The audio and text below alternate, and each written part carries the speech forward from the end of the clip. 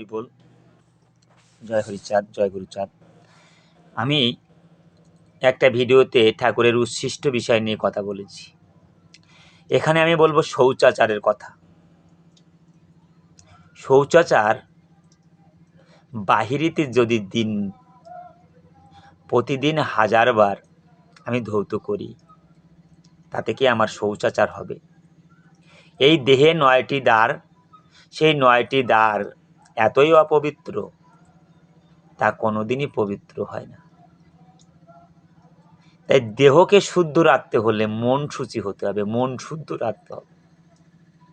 দেহকে শুদ্ধ রাখতে হলে আমার কাম, ক্রোধ, লোভ, মোহ, মদ, মাৎসর্যকে ত্যাগ করতে হবে। কাম থাকলে দেহে, ঠাকুর বলেছে, পাপ কভু দূরে নয়, পাপ নিজ ঘরে, নিজ নারী সঙ্গে জীব নিত্য পাপ করে। শৌচাচার কোথায় বলছে? বৈষ্ণবদের কিসের শৌচাচার?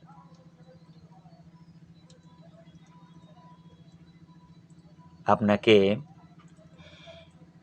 বাথরুমে বা ল্যাট্রিনে গেলে পরিষ্কার পরিচ্ছন্ন হওয়াটা প্রত্যেকের কর্তব্য।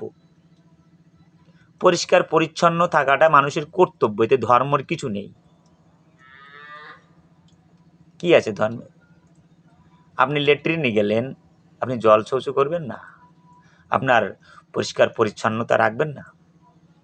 এর কি শৌচাচার আছে? কিসের শৌচাচার? শৌচাচার তো দেহ শুদ্ধ রাখা। আপনার যেই মুখটা না, এই মুখটা যদি গঙ্গা জলে সারাদিনই কুলুকুচ করেন, তারপরেও যদি একটা কুলুকুচ কোনো ভক্তের গায়ে দেন, কোনো মানুষের গায়ে দেন, আপনাকে মার খেতে হবে। তাহলে এই দেহ কি শুদ্ধ হওয়ার? মোটেও না।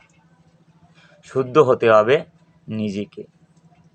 আমার মনকে পবিত্র করতে হবে, আমার চরিত্রকে পবিত্র করতে হবে। এটাই হচ্ছে শৌচাচার। ঠাকুর যে বিধান দিয়েছে, আমি মনে করি অন্য অন্য ধর্মে কতটুকু শৌচাচার আছে আমি জানি না, কিন্তু হরি ঠাকুরের যে সহজ সরল নাম আমরা মনে করছি, এটা অতটা সহজ ভাবলে চলবে না। একটা বাক্য মানার মতো ভক্ত লাখেও একজন মিলবে কিনা, তাতেও আমার সন্দেহ আছে। আমি তো পারি না, তবে এই কথাগুলো বলতে বাধ্য হচ্ছি, কারণ আমরা ঠাকুরের ধর্মটাকে পালন করার চাইতে চিল্লাই বেশি চিল্লিয়ে ফেলছি। ঠাকুরের ধর্মটাকে পালন করতে হবে, চিল্লানোর তো কিছু নেই। আমরা প্রত্যেককে যদি ঠাকুরের আদর্শটাকে আঁকড়ে ধরতে পারি, আমার ঠাকুরকে বড় করতে কোনো ঠাকুরকে, কোনো অবতারকে, কোনো মহামানবকে, কোনো খণ্ড অবতারকে ছোট করতে হবে।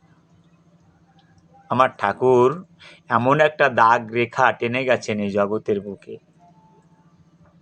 যে রেখায় আর সমস্ত কিছুই ছোট হয়ে গেছে। তাহলে যে জগতে আসে, কেউ যদি একটা দাগ টেনে রেখে যায় বা রেখা টেনে রেখে যায়, সেটাকে ছোট করার জন্য সেটাকে মুছতে হয় না, তার চাইতে আরো একটা বড় রেখা টেনে দিতে হয়। সেটা করেছে হরিচাঁদ ঠাকুর। সবচাইতে শ্রেষ্ঠ কাজ নিচু কুলের মানুষের সর্বধর্মের অধিকার দেওয়া, সর্বশ্রেণীর দুঃখিত পীড়িত মানুষের অধিকার দেওয়া, সর্বশ্রেণীর মানুষের শিক্ষার অধিকার দেওয়া। এর চাইতে আর বড় কাজ কি হতে পারে, যা কোনো অবতার, মহামানব, খণ্ড অবতার করেনি। তাহলে ঠাকুরকে বড় করতে অন্যকে ছোট করতে হবে কেন?